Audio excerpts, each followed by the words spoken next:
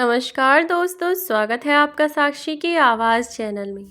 तो दोस्तों, आज की कहानी है जब ससुर के पीछे चप्पल लेकर दौड़ती हुई बहू को सास ने देखा तो अपनी बहू को दिन में तारे दिखा दिए। बूढ़े सास ससुर अपनी बहू का हर अत्याचार बर्दाश्त कर रहे थे, लेकिन एक दिन अचानक जब बहू अपने ससुर के पीछे चप्पल लेकर दौड़ी तो सास से यह बर्दाश्त नहीं हुआ और अपनी बहू को सबक सिखाने के लिए सास ने जो किया, बहू के तोते उड़ गए। आखिर ऐसा भी क्या किया उस बुजुर्ग सास ने? आइए जानते हैं, बढ़ते हैं कहानी की ओर। अरे यार, तू पागल हो गई है क्या, जो खामखा अपने सास ससुर को वृद्धाश्रम भेजने की बात कर रही है? कभी तो दिमाग से काम ले लिया कर। मैं तो तुझे शुरू से बहुत दिमाग वाली समझती थी, लेकिन वास्तव में तुझसे बेहतर तो मैं ही हूँ। देख, अपने घर में ठाठ से भी रह रही हूँ और ना ही एक पैसा खर्च होता है, ना ही सास ससुर को वृद्धाश्रम भेजना पड़ा। सबकी नज़रों में अपनी एक इज्जत भी बनी हुई है और ऊपर से आराम मिलता है सो अलग। अरे यार, मैं तो कहती हूँ कि बुढ़े बुढ़िया को किसी भी तरह से अपने पास ही रख। पूजा की इस बात पर सामने से उसकी सहेली मौनी बोली, पर तुझे पता है यार, इन बुढ़े बुढ़िया के कितने ड्रामे हैं। आए तीसरे दिन तो बीमार होते रहते हैं और फिर कभी इसका खर्चा कभी उसका खर्चा। रोज तीसरे दिन कोई ना कोई खर्चा बढ़ाते ही रहते हैं। मजाल है जो एक खर्चा कम करने की बात कर दें। मुझसे तो इतना बर्दाश्त नहीं हो पाएगा यार। पूजा अपनी सहेली की इस बात पर पूजा मोना से बोली, यार तू सचमुच पागल ही है क्या? अच्छा एक बात बता, तुझे पता है कि आज के टाइम अगर तू झाड़ू पोछा या नॉर्मल काम के लिए भी मेड रखेगी तो वह कितनी सैलरी लेगी? थोड़ा दिमाग से काम लिया कर। मैंने तो अपना पूरा गणित लगाया। हमारे यहाँ पर अगर मेड भी मिलेगी तो तुझे पता है कि केवल खाना बनाने के और झाड़ू पोछा करने के लिए अलग अलग से मेड लगानी पड़ेगी। और अगर दोनों को 3-3 हज़ार रुपये भी दिए तो भी महीने के 6 हज़ार रुपये बैठते हैं। उसमें भी कपड़े धोना और एक्स्ट्रा जो घर के काम होते हैं वह सब मत पूछ यार। अगर किसी दिन गेस्ट आ जाएं और काम एक्स्ट्रा हो तो उन्हें एक्स्ट्रा पैसे दो। इस सब के बावजूद भी उनके नखरे देखो। और यहाँ ये लोग, इतने के बाद भी यहाँ मेरे सास ससुर, खाने पीने का इनका खर्चा ही क्या है? 2 रोटी इस वक्त, 2 रोटी उस वक्त, और इतना तो घर में एक्स्ट्रा खाना भी बन जाता है। जब मेड लगती है तो क्या मेड खुद खाना खाकर नहीं जाती? और एक्स्ट्रा होता है तो अपने बच्चों के लिए भी ले जाती है। और यहाँ यह लोग बस खाना खाएंगे और कभी कभार जो बीमारी हो जाती है उसके खर्च। और तुझे किसने कहा है कि इन्हें बहुत बड़े महंगे अस्पताल में लेकर जा? ऐसे ही किसी छोटे मोटे डॉक्टर से दवाई दिलवा दिया कर। मैं तो ऐसे ही करती हूँ भाई, और बहुत पैसे बचाती हूँ। मज़े में ज़िंदगी कट रही है। एक तो कोई काम नहीं करना पड़ता, ऊपर से एक पैसा भी खर्च नहीं होता। और सबसे बड़ी बात, अगर किसी को काम पर रखो तो दुनिया भर की tension, identity proof, police verification करवाओ, यह करवाओ वह करवाओ। और उसमें भी 50 लोगों से कहो कि हमें एक मेड चाहिए, तब जाकर तो वह मिलती है। उसमें भी भरोसा नहीं आजकल। कितने केस सुनने में आ रहे हैं, किसी के यहाँ पर कुछ क्राइम हो गया, किसी के यहाँ पर कुछ। बाप रे बाप, मैं तो बहुत सही हूँ। कम से कम भरोसे के तो हैं। अपने ही घर में क्यों ही चोरी करने लगे, बल्कि कोई भी काम बिगड़ रहा हो तो खुद ही सुधार लेते हैं। मुझे तो टेंशन लेने की ज़रूरत ही नहीं रहती। पूजा की यह बात सुनकर मोनी बोली, यार बात तो तू बिल्कुल सही कह रही है। चल एक काम करती हूँ, मैं भी ऐसा ही करती हूँ। सोच तो कुछ और ही रही थी कि अपने सास ससुर को वृद्धाश्रम भेज दूँ, पर वह भी मुझे मना कर रहे थे कि मम्मी पापा के लिए और कोई सहारा है भी तो नहीं। ऐसे में हम उन्हें वृद्धाश्रम कैसे भेज सकते हैं? लेकिन मैं ही ज़िद पर अड़ी हुई थी। तो पूजा ने उससे कहा कि पागल, इससे अच्छा मौका और क्या होगा? जब तेरे सास ससुर तुझे कहें कि हमें वृद्धाश्रम नहीं जाना तो तू फट से उनकी बात मान लेना और कहना कि ठीक है, अब आप लोग इतना जिद कर रहे हैं तो मैं क्या ही कह सकती हूँ। बाकी मुझसे इतना काम संभाला नहीं जाता, अकेली कैसे इतना काम संभालती हूँ मैं ही जानती हूँ। ऐसे ऐसे करके थोड़े से डायलॉग मारना और थोड़ा सा रोने धोने का नाटक कर लेना। तेरी सास देखना खुद ब खुद ज़मीन पर आ जाएगी और तुझे कुछ करने की ज़रूरत भी नहीं पड़ेगी। मैं तो रोज़ तीसरे दिन बीमारी का बहाना बनाकर पड़ी रहती हूँ। अभी तक तो सब कुछ काम ऐसे ही चल जा रहा था। अगर कोई दिक्कत होगी तो फिर देखा जाएगा कि क्या करना है क्या नहीं। अब पूजा ने अपनी सहेली के दिमाग में यह सब बातें भर दीं और उसकी सहेली वह भी मान गई। और इधर पूजा ने अपना फ़ोन रखा और नीचे देखने के लिए आई कि उसकी सास ने अभी तक क्या काम किया है क्या नहीं। आकर देखा तो पूरा घर साफ हो चुका था, खाना पीना भी बन चुका था। अब तक लगभग दोपहर के 12 बजने वाले थे। पूजा ने अपनी सास को झांक कर देखने की कोशिश की तो उसे अपनी सास बाथरूम में कपड़े धोती हुई दिखाई दी। फिर पूजा ऊपर सीढ़ियों से उतरती हुई नीचे आई और अपनी सास से कहने लगी, अरे मम्मी जी, तुम रहने देती, मेरी तबीयत ठीक हो जाएगी तो मैं कपड़े खुद धो लूँगी। अब आप भी कितना काम करेंगी। बिल्कुल दबी सी आवाज़ में पूजा ने बोला। तो उसकी सास निर्मला जी बोली, बेटा तू क्यों नीचे आ गई? जा जाकर आराम कर ले, तेरी तबीयत ठीक नहीं है ना? अभी भी तेरे मुंह से आवाज़ भी नहीं निकल रही। अच्छा यह बता, मैंने तेरे लिए जो नाश्ता ले जाकर रखा था वह तूने कर लिया या नहीं? तो वह अपनी सास से बोली, माँ जी अभी मन नहीं है बिल्कुल भी कुछ भी खाने का, तबीयत ठीक सी नहीं लग रही, इसीलिए वह थोड़ा बहुत जितना खाया गया खा लिया, बाकी का डस्टबिन में फेंक दिया। उसकी बात सुनकर उसकी सासू माँ बोली, पूजा यह क्या बात हुई? खाओगी नहीं तो शरीर में जान कैसे आएगी? चल तू रुक, मैं अभी तेरे लिए कुछ खाने को देती हूँ। फिर निर्मला जी की बात सुनकर वह बोली, नहीं माँ जी, आप काम कर लीजिए, मैं किचन में खुद देख लेती हूँ। अभी हिम्मत सी नहीं हो रही है, इतने में यहाँ सोफे पर बैठी हूँ। आप काम निपटा लीजिए, मेरी मदद की ज़रूरत हो तो बता देना। इतना कहती कहती सोफे पर लेटी और सर पर हाथ रखकर लेट गई। वह सब कुछ देख रही थी। इतनी ही देर में उसके ससुर जी बाजार से सब्जियां ले आए और उन्होंने किचन में सब्जियां ले जाकर रख दीं। यह आज की कोई नई बात नहीं थी। हर दूसरे तीसरे दिन काम से बचने के लिए पूजा ऐसा ही किया करती थी और उसकी सास निर्मला जी इतनी पागल भी नहीं थी।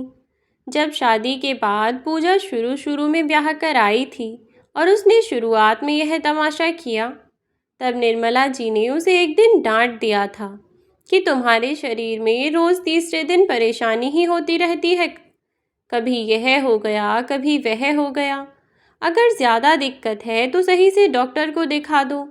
ज़रा तुम काम करने लगी नहीं कि तुम्हारे दर्द होने शुरू हो जाता है। बस इतनी सी बात पर शाम को जब उनका बेटा पुष्पेंद्र घर लौटा तो पूजा उसके सामने रो रो कर दिखाने लगी और रोती रोती अपने पति से कहने लगी, मैं क्या ड्रामा करती हूँ या नाटक करती हूँ? बताओ मेरे बारे में माँ जी क्या सोचती हैं? मुझे उम्मीद नहीं थी। मैं तो उन्हें अपनी माँ समझती थी, इसीलिए हर बात बताती थी, लेकिन वह मुझे अपनी दुश्मन समझती हैं। जब भी मैं उन्हें अपनी कोई तकलीफ़ बताती हूँ तो उन्हें ऐसा लगता है कि मैं उनके सामने काम ना करने के लिए बहाने बना रही हूँ। अब तुम ही बताओ, मैं ऐसे में क्या करूँ? पुष्पेंद्र कुछ ही दिन तक वह सिर्फ अपनी पत्नी की बातें सुनकर उन्हें अपने तक ही सीमित रखता, लेकिन फिर धीरे धीरे अपनी पत्नी की बातों में आकर वह अपनी माँ से उल्टा बोलता हुआ उन्हें ही बातें सुनाने लगा और कहने लगा, माँ आप कहती तो यह इस घर की बहू नहीं बेटी बनकर रहे, आप लोगों का अपने माँ बाप की तरह ख्याल रखे, लेकिन आप इसे अपनी बेटी नहीं समझ सकती। जब से यह आई है तब से सारा काम आपने इसके ऊपर ही छोड़ दिया है। अरे अभी यह भी तो छोटी ही है ना। कुछ दिन पहले तक भी, जब तक दीदी की शादी नहीं हुई थी, तब तक भी तो सारा काम आप ही करती थी ना, और उन्हें कितना आराम से बैठा रहने देती थी। और अब यह आ गई है तो यह आराम नहीं कर सकती, क्योंकि यह बहू है। पहले तो खुद अपनी बहू को इतना तांस के रखो, इतना परेशान करो, और फिर उससे उम्मीद करते हैं कि वह आपकी सेवा करे। हद होती है किसी चीज़ की। इसी तरह की न जाने कितनी बातें वह अपने माँ बाप को सुनाने लगा था। बेटे की बातों पर गौर करते हुए निर्मला जी ने भी सोचा कि चलो कोई बात नहीं, अगर सचमुच मेरी गलती है तो मैं अपने आप में ही परिवर्तन लेकर आती हूँ। और इसीलिए वह अपनी बहू से अब कुछ नहीं कहती थी। बाजार से सब्जियां लाना हो या कोई और काम हो, वह उनके पति ही किया करते थे, और घर के अंदर के लगभग सारे काम ही निर्मला जी खुद किया करती थीं, क्योंकि एक तो उनकी बहू आए दूसरे दिन बहाने बनाकर पड़ी रहती थी, और दूसरा अब वह पढ़ाई भी करने लगी थी। कहने को ही सही, लेकिन उसने अपने आगे की पढ़ाई जारी रखने के लिए कॉलेज में एडमिशन ले लिया था। दरअसल निर्मला जी, उनके पति और उनका बेटा तीनों ही बहुत ही अच्छे विचारों वाले थे। शुरू से ही सोच रखा था कि यदि उनकी बहू पढ़ना चाहेगी आगे तो वे उसे पढ़ाएंगे और उसे परेशान नहीं करेंगे, उसकी इच्छाओं का और उसकी खुशियों का भी ख्याल रखेंगे। बस इसीलिए बेटे ने एक दिन अपनी माँ को ऐसे ही ताने सुनाए कि आप दीदी को तो यह करने देती थीं, दीदी को तो वह करने देती थीं, तो इसके ऊपर घर का काम क्यों छोड़ देती हो। तो निर्मला जी ने अपने बेटे को कह दिया था कि बेटा, पहली बात तो तेरी बहन पढ़ाई करती थी, बस उस टाइम में मैं उसे फ्री छोड़ती थी। अपना काम निपटाने के बाद वह हर काम में मेरी मदद करवाती थी। और दूसरी बात, तेरी पत्नी पूरे दिन घर पर क्या करेगी, वह कोई पढ़ाई लिखाई तो कर नहीं रही है जो मैं उसके लिए उसे टाइम दे दूं। आखिर जब उसे कुछ करना नहीं है और पूरे दिन फ़ोन में टाइम पास करके ही क्या करेगी।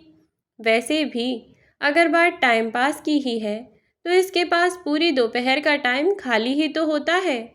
तब यही बात पुष्पेंद्र ने अपनी पत्नी पूजा से कही थी, तो पूजा ने अपनी आगे की पढ़ाई कंटिन्यू करवा दी थी।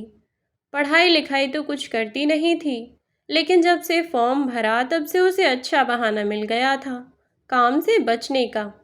कहीं न कहीं निर्मला जी और उनके पति विनोद जी दोनों को ही बहुत अच्छी तरह से अपनी बहू की इन हरकतों को वे समझते थे, लेकिन क्योंकि वे लोग घर में कलेश नहीं चाहते थे और इसीलिए निर्मला जी शांति से सब काम कर लिया करती थीं। ऐसे ही अब तीसरी साल भी बीतने वाली थी और आखिरकार बहू की कॉलेज की पढ़ाई ख़त्म होने वाली थी।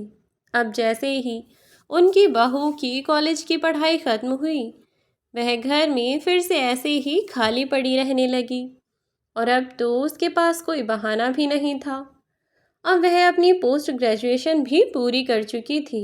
इसीलिए अब एक दिन निर्मला जी ने अपने बेटे से कहा कि अब तो इसकी कोई पढ़ाई भी नहीं चल रही है, और फिर जब तेरी शादी हुई थी तब की बात और थी और अब की बात और है। हालांकि मैं बहुत हिम्मत करती हूँ, लेकिन फिर भी इंसान ही तो हूँ। मेरे शरीर को भी आराम चाहिए होता है। दोपहर तक काम करके फ्री नहीं होती कि बच्चों को मेरी गोद में डाल जाती है। मुझसे उतना नहीं होगा, या तो अपने बच्चों को संभलवा लो या घर के काम करवा लो। अगर तुम सोचो कि सब काम माँ ही करेगी तो मेरे बस का नहीं है। कह देना अपनी पत्नी को कि घर संभालना शुरू कर दे, क्योंकि मुझसे तो होगा नहीं। उन्होंने अपने बेटे से कह तो दिया, लेकिन इस बार भी उनके बेटे ने उल्टा जवाब दिया और कहा कि माँ, आप तो बच्चों को खिलाने का भी एहसान दिखा रही हो। अगर ऐसी ही बात है तो आप आज के बाद बच्चों को हाथ मत लगाना, मैं खुद खिला लूँगा, या फिर वह खुद संभालेगी अपने बच्चों को। यह सुनकर वह उसे समझाने लगी कि बेटा, मेरे कहने का वह मतलब नहीं था। तू तो गलत समझ रहा है। तो वह अपनी माँ से बोला कि माँ, मुझे जो समझना था मैंने समझ लिया है। आप बच्चों को अब हाथ मत लगाना। इतना कहकर वह चला गया और इधर निर्मला जी अपने पोते पोती से दूर भला कैसे रह सकती थीं। इसीलिए वे बच्चों को खिलाने लगीं। अब धीरे धीरे निर्मला जी ने अपनी बहू को काम सौंपना शुरू किया तो वह 2 ही दिन में ऊब गई और बोली, मेरे बस का नहीं है इतना काम करना। सबका खाना बनाओ, यह करो वह करो, घर साफ करने की देर नहीं होती, गंदा पहले हो जाता है। इतना सब काम मैं नहीं कर सकती। और हाँ माँ जी, पूरे दिन आप घर का काम नहीं करेंगी तो घर में बैठे बैठे ही क्या करेंगी? घर का काम करने से कौन सी आफत आ रही है आपको? देखिए, अगर आप घर का काम संभाल सकती हैं तब तो ठीक है, वरना यह सब मेरे बस का नहीं है। मैं तो अपने बच्चों को और अपने पति को लेकर अलग हो जाऊंगी। फिर करते रहना आप दोनों अपना जैसे भी हो। बहू की यह बात सुनकर निर्मला जी कमज़ोर पड़ गईं। उनकी ज़िंदगी में आखिर अपने बच्चों के अलावा था ही कौन? उन्हें भी दूर करने की बात कही तो वह बिल्कुल चुप हो गईं और उनकी बहू को भी यह समझ आ गया कि अब वह अपनी सास से काम कैसे करवा सकती है। अब ऐसे ही समय बीतने लगा। धीरे धीरे समय के साथ साथ उन दोनों की उम्र भी बढ़ रही थी। अब तो निर्मला जी के पति विनोद जी 4 कदम चलकर ही हार जाते थे, लेकिन फिर भी बेचारे क्या करते। घर का जो काम था वह तो करना ही था। एक दिन ऑटो में बैठकर घर तक सब्जियां ले आए। ऑटो वाले ने उनसे 20 रुपये मांग लिए तो इसी बात पर उनकी बहुरानी इतनी बरस गई और बोली, हद हो गई, इतनी सी दूर के लिए भी आपको रिक्शा की ज़रूरत पड़ गई पापा जी। ज़रा दूर पैदल नहीं चल सकती। अरे आपका बेटा एक प्राइवेट कंपनी में नौकरी करता है, कोई कुबेर का ख़जाना नहीं है अपने पास जो ऐसे राजाओं जैसे ठाठ होंगे। बताइए, 4 कदम चलने के लिए आपको ऑटो लेना पड़ गया, ज़रा दूर पैदल नहीं चल सकते थे। इस बात पर ही उसने उन्हें 10 बातें सुना दी। तो अपने पति को बातें सुनती हुई देख निर्मला जी बीच में बोल पड़ी और कहने लगीं, अगर ऑटो में आ गए तो कौन सी आफत आ गई? बहू, तुम भी तो ऑटो से आती हो, हम तो तुम्हें कुछ नहीं कहते। तो वह बोली, अच्छा, तो आप इसमें भी मेरी होड़ करेंगे? मेरे तो छोटे छोटे बच्चे हैं, धूप में रहूं सर्दी में रहूं, हर चीज़ का असर उन पर पड़ता है। लेकिन पापा जी, इन्हें तो ऐसी कोई परेशानी नहीं है ना? खैर, आप लोगों से तो कहना ही बेकार है। अगली बार से ध्यान रखना, इतनी इतनी सी दूर के लिए पैसे खर्च करने की ज़रूरत नहीं है। उनकी इस बात पर निर्मला जी बोल पड़ीं, अभी तक मेरा बेटा कमा रहा है, जैसे चाहे हम वैसे खर्च करें। तुम होती कौन हो हमें हर चीज़ पर हुक्म देने वाली? उनकी इस बात को बहू ने बढ़ा चढ़ा कर रात को ही अपने पति को सुनाया और वह बेवकूफ़ कानों का कच्चा अपनी पत्नी की बातों में आ गया और अपने ही पिताजी से बहस कर बैठा कि एक तो वह समझदारी की बात करती है, ऊपर से उसकी बात समझने की बजाय उसे ताने सुनाते हो। आपसे कहीं गुना समझदार है माँ वो, और वैसे भी आप कब तक इन जिम्मेदारियों को संभालेंगी? इस महीने से घर का सारा खर्च मैं पूजा के हाथों में दूंगा ताकि वह अपने हिसाब से घर का खर्चा चला सके, ठीक है ना? पुष्पेंद्र ने निर्मला जी को समझा दिया। निर्मला जी बोलती रह गईं, लेकिन वह बिना सुने आ गया।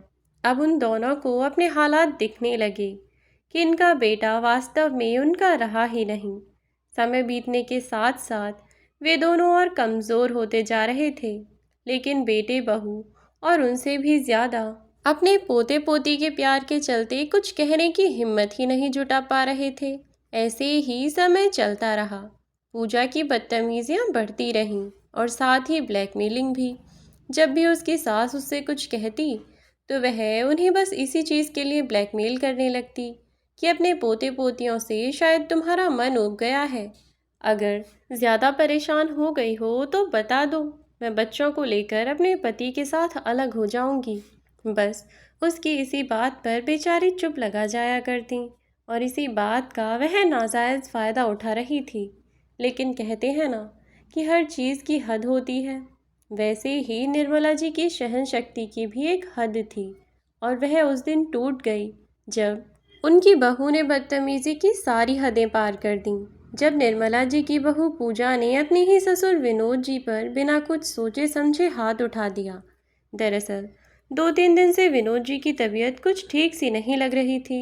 बदलते मौसम के चलते उन्हें नज़ला जुकाम हो गया था, और फिर बढ़ती उम्र में यह सब तो आम बात है। और फिर नज़ला जुकाम होने के बाद उनका शरीर ऐसे टूट रहा था जैसे मानो उन्हें बुखार आ जाएगा। इसीलिए वे बाजार से सब्जियां लेने नहीं गए, और ना ही वे कई दिन से कोई और काम कर पा रहे थे। जब उनका शरीर ही ठीक नहीं था तो भला क्या ही काम करते। और फिर उनकी बीमारी के कारण जब उनकी तबीयत ठीक नहीं थी तो उनकी तबीयत के चक्कर में निर्मला जी भी सभी कामों पर गौर नहीं कर पा रही थीं, क्योंकि उनकी बहू तो उनका ध्यान रखने से गई। इसीलिए निर्मला जी को ही अपने पति की देखभाल करनी पड़ रही थी। एक तो इतनी उम्र, जिस उम्र में बैठकर बहू बेटे के राज में सुख भोगने चाहिए, उस उम्र में भी बेचारे दोनों सभी कामों की जिम्मेदारियों को संभाल रहे थे। ऊपर से हारी बीमारी में भी यह नहीं कि बहू देख ले। बेटे ने इतनी मेहरबानी तो की कि डॉक्टर के यहाँ तक ले जाकर अपने पिता को दवा दिला लाया और आराम करने को कह दिया। लेकिन वह तो आराम तभी कर सकते थे जब उनकी देखभाल करने वाला कोई हो। उनकी देखभाल भी उनकी पत्नी निर्मला जी ही कर सकती थीं। अब ऐसे ही निर्मला जी भी जब घर के कामों पर ध्यान नहीं दे पाईं तो उनकी बहू ने उन्हें पहले ही बहुत बातें सुना दी थीं कि एक नंबर की कामचोर हो गई है, तेरे होने या ना होने से कोई फ़ायदा नहीं है। मैं तो पूरी दुनिया को ज्ञान देती फिरती हूँ, परंतु तू तो मेरे ही सर पर चढ़कर नाचने के बारे में सोच रही है। अरे घर के काम तू नहीं करेगी तो कौन करेगा? अगर पूरे दिन इस बुढ़े की सेवा पानी में लगी रहेगी तो कैसे चलेगा? तो उन्होंने अपनी बहू से कहा कि बेटा तू जाकर कमरे में आराम कर ले, मैं बस इन्हें दवा देकर आ रही हूँ। उसके बाद वह किचन में आकर काम करने लगी, लेकिन इतना ज़्यादा काम करने के कारण उन्हें भी थकान हो गई और सोफे पर बैठी बैठी ही सो गईं। उन्हें पता ही नहीं चला कि कब उनकी आंख लग गई। कितनी ही देर में विनोद जी की आंखें खुल गईं और उन्हें भूख लगने लगी। विनोद जी ने अपनी पत्नी को आवाज़ लगाई, लेकिन वह गहरी नींद में थीं, तो निर्मला जी की आंख नहीं खुली। थोड़ी हिम्मत जुटाकर विनोद जी किचन तक आए और वहाँ खाने के लिए कुछ ढूंढने लगे। उन्हें वहाँ खाने में जो भी बना हुआ दिखा वे वहीं उठाकर खाने लग गए, और उन्हें बहुत ज़ोरों की भूख लगी थी। इसीलिए उन्होंने वहाँ ऊपर ही रखे हुए सैंडविच और पराठे दोनों चीज़ें खा लीं। और जब वह पराठे खा रहे थे तभी उनकी बहू अपने कमरे से नीचे उतरती हुई आई, और जैसे ही उसने किचन का हाल देखा तो गुस्से से बौखला गई।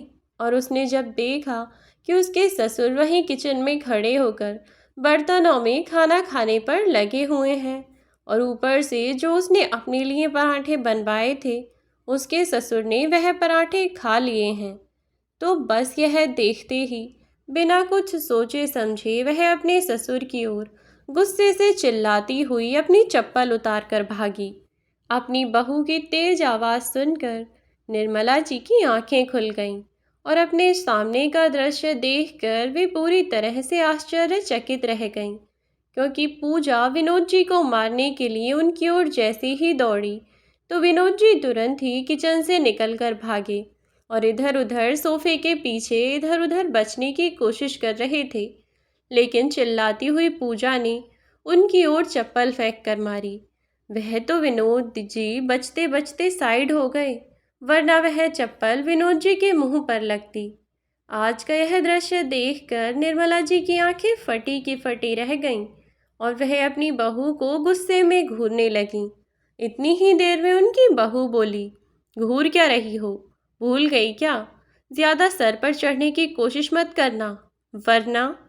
इतना कहते हुए जैसे ही उसने अपनी सास की ओर अपनी उंगली उठाई कि निर्मला जी ने उसकी उंगली पकड़कर मरोड़ दी और वह दर्द से चीख उठी।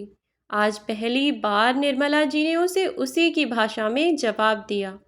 वह अपनी बहू का हाथ मरोड़कर उसे धक्का देती हुई बोली, मैंने तेरी बातें मानना क्या शुरू कर दिया? तू तो मेरे सर पर चढ़कर नाचने लगी है।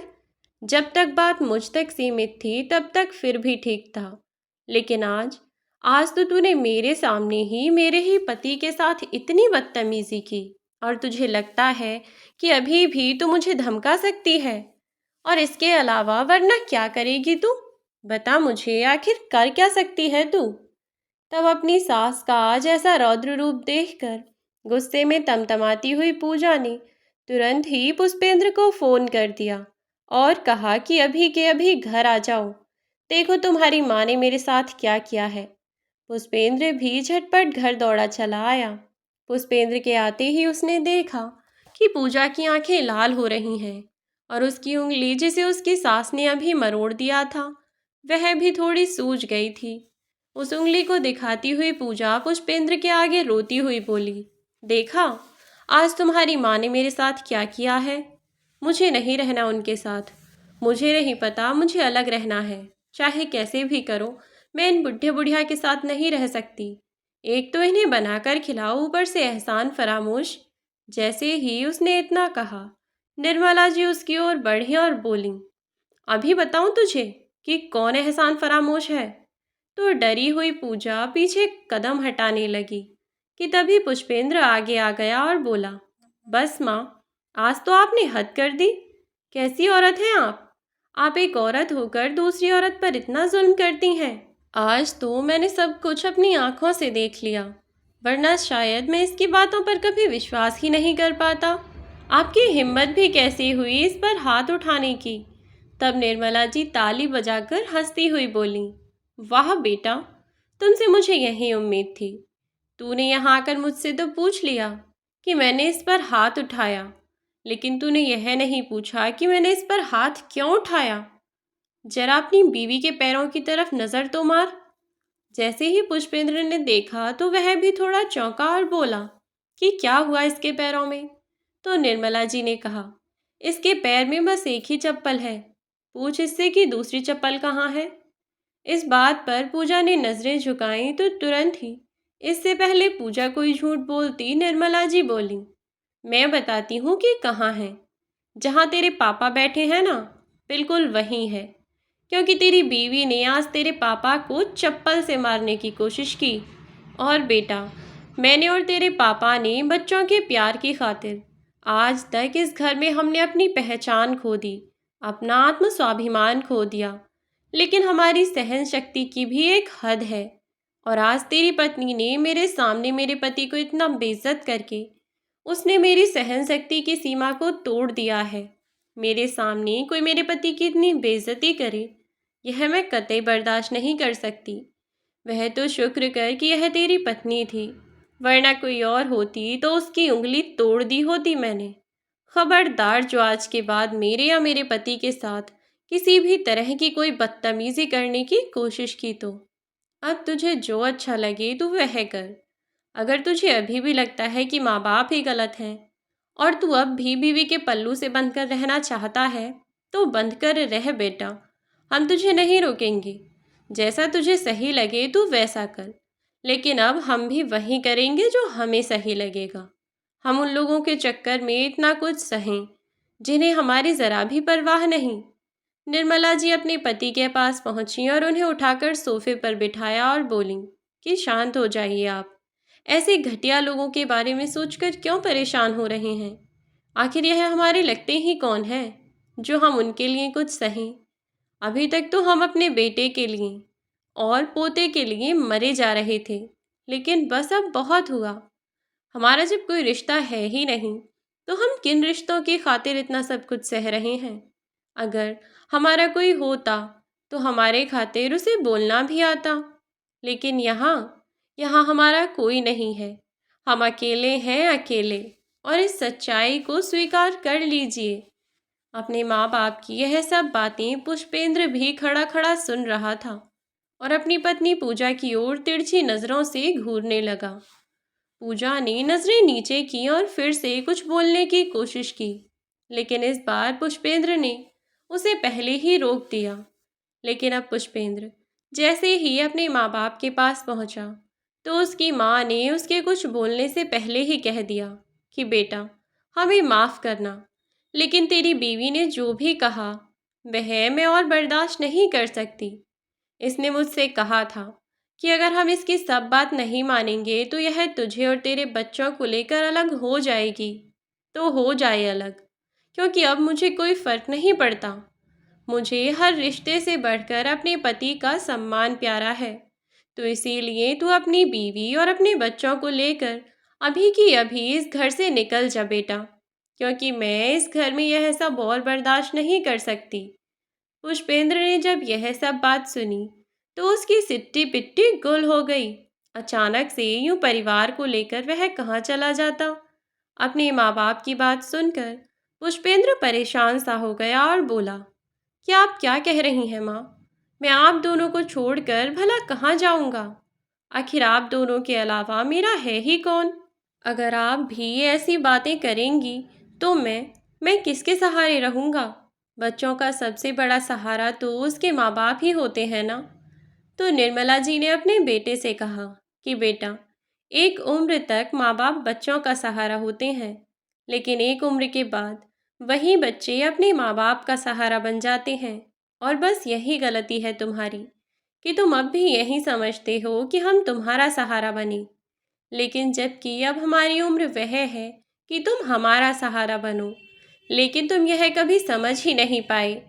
हमेशा अपनी बीवी बच्चों की हर किसी की जिम्मेदारी हम पर लादते रहे। तुमने यह सोचा ही नहीं कि हमेशा बस करते करते हमारी इतनी जिंदगी गुजर गई।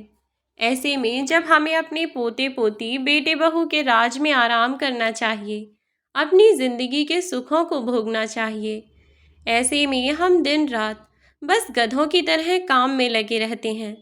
इससे तो अच्छा होगा कि तुम लोग ना ही रहो। दोनों बुढ़े बुढ़िया अकेले रहेंगे, एक टाइम बनाएंगे और दो टाइम खाएंगे, सुकून की जिंदगी जिएंगे। कम से कम तब कोई यूं तुम्हारे पापा के पीछे चप्पल लेकर दौड़ने वाला तो नहीं होगा, और ना ही कोई मुझे किचन के बाहर खड़ा रखने वाला होगा। ना ही कोई मुझे यह कहेगा कि जो बना है चुपचाप खा लो, वरना यह रोटियां देना भी बंद कर देंगे। ना ही कोई यह कहेगा कि चार चार रोटी ठूंसते हो, पूरे दिन करते ही क्या हो, थोड़ा कम खाया करो, वरना मरने के बाद चार लोगों से उठाया भी नहीं जाएगा यह शरीर। यह सब बातें कहती कहती निर्मला जी रो पड़ी और पुष्पेंद्र भौचक्का होकर इन सभी बातों को सुनता का सुनता रह गया। और यह सब बातें सुनने के बाद आश्चर्य से अपनी माँ की ओर देखता हुआ पुष्पेंद्र उन्हें यूं रोता हुआ देखकर खुद भी कुछ परेशान सा हो गया। और पहले उसने उन्हें चुप करवाया और फिर बहुत आराम से उसने अपनी माँ से पूछा कि माँ, आपसे यह सब बातें कौन कहता है? क्या इस घर में भी कोई ऐसा है जो आपसे यह सब बातें कहता है? तो निर्मला जी रोती रोती अपनी बहू की ओर देखने लगी और बोली कि अपने बेटे और पोते पोती के पास रहने की ऐसी सज़ा तो शायद ही किसी को मिली होगी। पुष्पेंद्र ने उन्हें शांत करते हुए कहा, माँ, आपके साथ इतना सब हो रहा था और आपने मुझे एक बार बताना ज़रूरी नहीं समझा। इस घर में आपके साथ इतनी ज़्यादा बदतमीज़ी की जा रही थी और आप चुप रहीं। मतलब आपको आपके ही बेटे और आपके ही पोते पोती के साथ रहने की कीमत चुकाने की आपसे बातें की जा रही थीं और आप चुपचाप सहती रहीं। क्यों माँ, क्यों? क्यों आपने मुझे कुछ नहीं बताया? तो निर्मला जी अपने बेटे की ओर देखती हुई बोली कि बेटा, यह मुझसे नहीं तो खुद से पूछ कि मैंने तुझे छोटी मोटी बातें कभी बताने की कोशिश नहीं की क्या? बहुत कोशिश की थी। शुरू में ही जब तेरी पत्नी मेरे पास आई थी, इस घर में आई थी, तभी मैंने इसकी छोटी मोटी बातों की शिकायत करना तुझे चाहा था। लेकिन तुझे ऐसा लगने लगा कि मैं तुम दोनों के बीच दरार पैदा कर रही हूँ, और फिर तूने मेरी बातें सुनना ही बंद कर दिया था। फिर ऐसे में यह सब बातें बताकर मैं क्या ही करती? अपनी माँ की बातें सुनकर पुष्पेंद्र भी परेशान हो गया और अपना सर पीटता हुआ बोला कि मैं ही बेवकूफ़ था। मेरी ही अकल पर पत्थर पड़ गए थे, जो मैं इस औरत की हर बात को सच्ची बात समझता रहा, जो मैं इसकी हर बात में आता रहा। इतनी बेवकूफ़ी आखिर मैं कैसे कर सकता हूँ? मुझसे इतना बड़ा पाप हो गया माँ, मुझे माफ़ कर दो।